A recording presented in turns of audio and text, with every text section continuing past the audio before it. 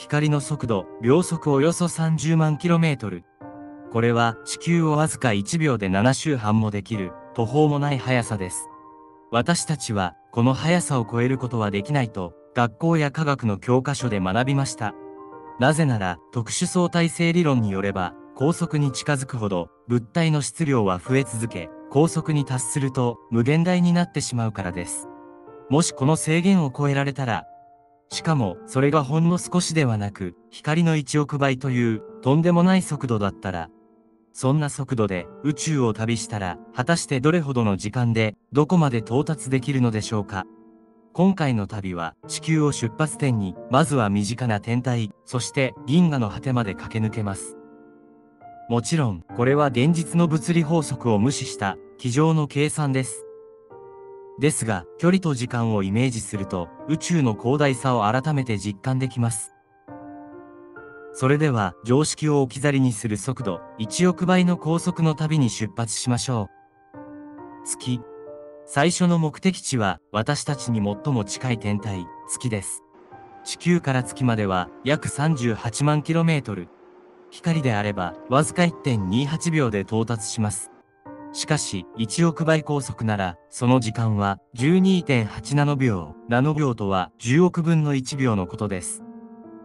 これは人間の神経が信号を送るよりもはるかに短い時間で、体感としては0秒としか言いようがありません。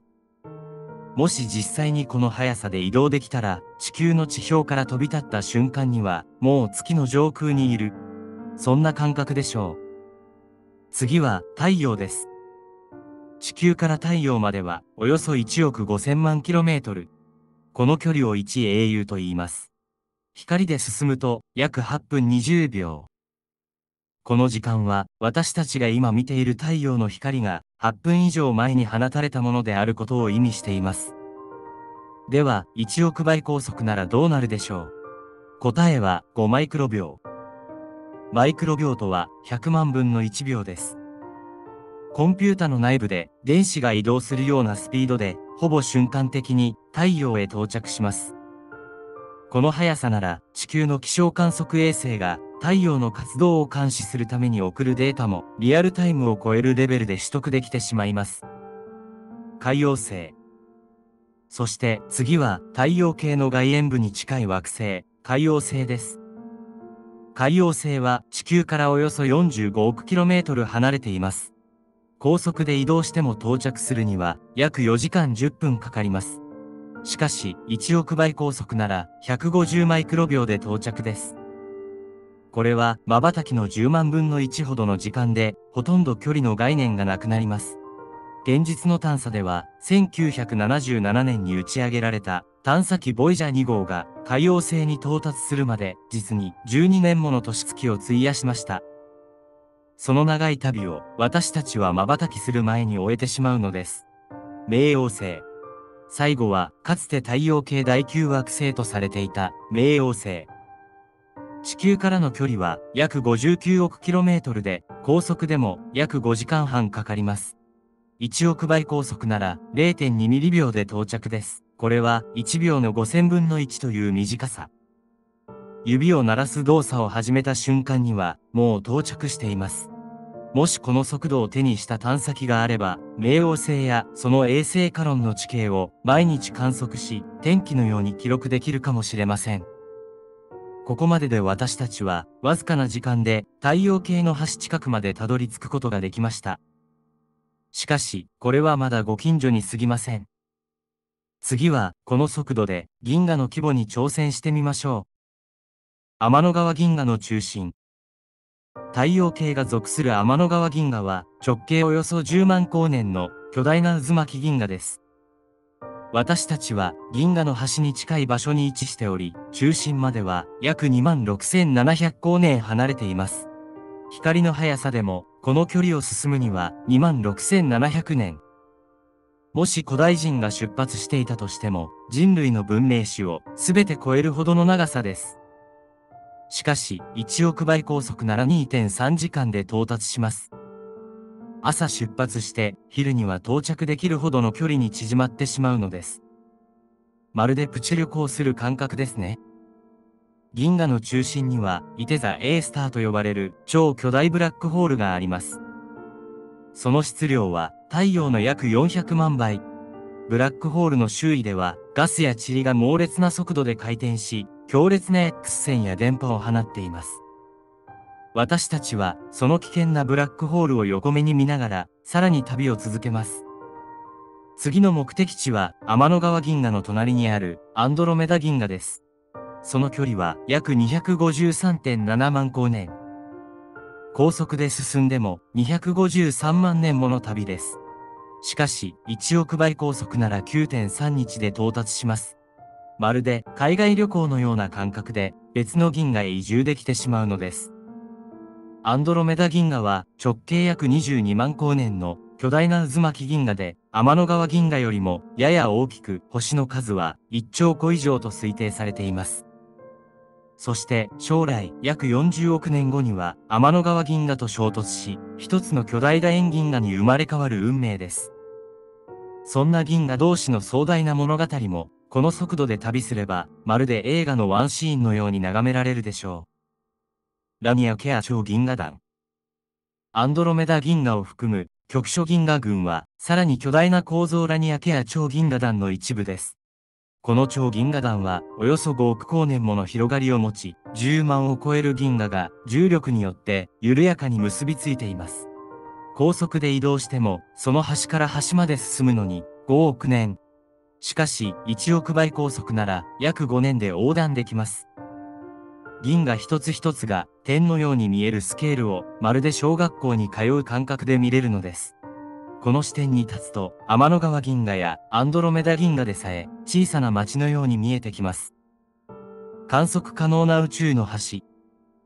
そしてついに旅の最終目的地、観測可能な宇宙の端です。その距離はおよそ465億光年。これは宇宙が膨張してきた結果として、現在観測できる最も遠い領域の距離を示しています。高速で進んでも、到達には465億年。